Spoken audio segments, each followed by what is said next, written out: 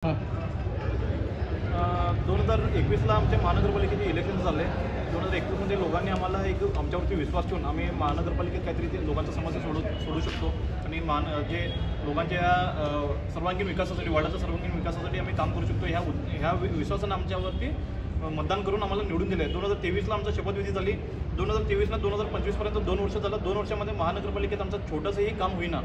आम्ही 2023मध्ये जे ठराव पास केला होता, डॉक्टर बाबासाहेब आंबेडकर 1939ला जुन्या महानगरपालिकेच्या बिल्डिंगमध्ये येऊन गेले होते. तेव्हाचे पूज्य महापौर त्यांना सत्कार केले होते आणि त्यावेळेला डॉक्टर बाबासाहेब आंबेडकर 1 दिवसासाठी आमच्या कंगरागलीत वस्ती होते.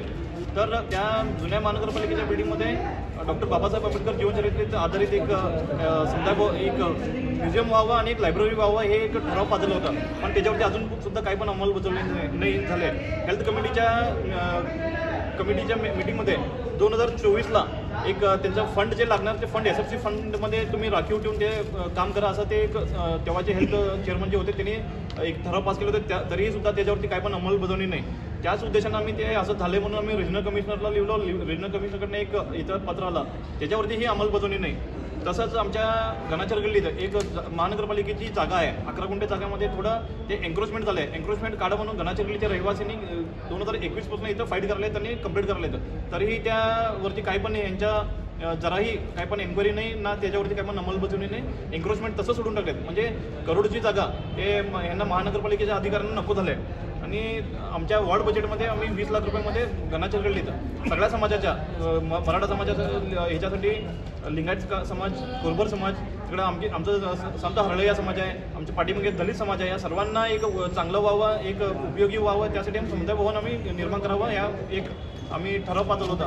तरीही त्याच्यावरती काय पण अंमलबजावणी नाही आणि ते आमच्या महानगरपालिकेचे अधिकारीच ते काम करायला देणार, त्याला आडवं लावून बसले. गेल्या 3 महिन्यापासून आज करतो, उद्या करतो, सर्वे करतो, हे पेंडिंग आहे ते पेंडिंग आहे म्हणून आडवं लावून ठेवलेत. तसंच 2-3 वर्ष झाले महानगरपालिकेच्या थोड्या कर्मचाऱ्यांना आणि अधिकाऱ्यांना काय झालं आहे की एजंट राज इथं चालू झालं आहे. म्हणजे एजंटांनी जे काम सांगतात ते पडदिशी होत आहे आणि महानगरपालिकेच्या हे काहीतरी सदस्य काहीतरी सांगितले की नाही, हे व्हायलेशन आहे, ते व्हायलेशन आहे, हे डॉक्युमेंट नाही, ते डॉक्युमेंट नाही म्हणून सांगून आम्हाला फिरवाफिरवी करतात आणि आम्ही पैसे दिलो की नाही कामं करायलेत. अशा परिस्थिती महानगरपालिकेचे, म्हणजे महानगरपालिकेचे सदस्यसुद्धा एजंटसारखं वागावं आम्हाला इथं परिस्थिती लागली आहे. भरपूर जण तसंच करायलेत. याच्या विरोधात कोण पण बोलणं झाले आणि आमच्यावरती जे लोकांनी विश्वास ठेवला होता ते विश्वास कुठेतरी गमून घ्यालेत आणि आमच्यावरचा विश्वास काढालेत. ह्या उद्देशानं आम्ही आजपासून इकडं उपोषण चालू केलेलं आहे. आमच्या सगळे डिमांड जे आहेत ते डिमांड पूर्ण होईपर्यंत आम्ही इकडनं हलणार नाही म्हणून आम्ही गेल्या सोमवारी आम्ही महानगरपालिकेच्या आयुक्तांना आम्ही पत्र दिलं होतं. पण एक साधारण एक कर्टसीसाठी, एक सौजन्यासाठी त्यांनी आम्हाला बोलून विचारलं पाहिजे होतं की तुमचा काय प्रॉब्लेम आहे, आम्ही सॉल्व्ह करतो तो सांगायला पाहिजे होतं. 1 आठवडा टाईम होता त्यांना, पण त्यांनी त्याच्यावरती काय पण विचार केलेला नाही आहे आणि तसं सोडून गेलेत. आज कुठेतरी त्यांनी जयपूरला गेले म्हणून आता आम्हाला समजलं. त्यांनी 6 तारखेपर्यंत त्यांनी येणार नाही म्हणून इकडचे अधिकारी सांगत आहेत. त्यांनी 6 तारखेला येऊ देत नाही तर 10 तारखेला येऊ देत.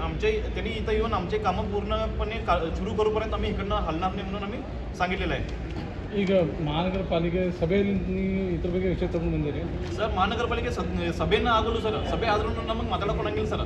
ಆಮೇಲೆ ಮಾತಾಡಕ್ಕೆ ಹೋದ್ರೂ ಸರ್ ನಮ್ಮ ಮಾತು ಕೇಳೋರು ಯಾರದಾರ ಸರ್, ನಮಗೆ ಗಪ್ ಮುಡ್ಸೋಗ ಅಂತ ಕೆಲಸ ಆಗುತ್ತೆ ಸರ್. ಈಗ ಎಷ್ಟು ವರ್ಷ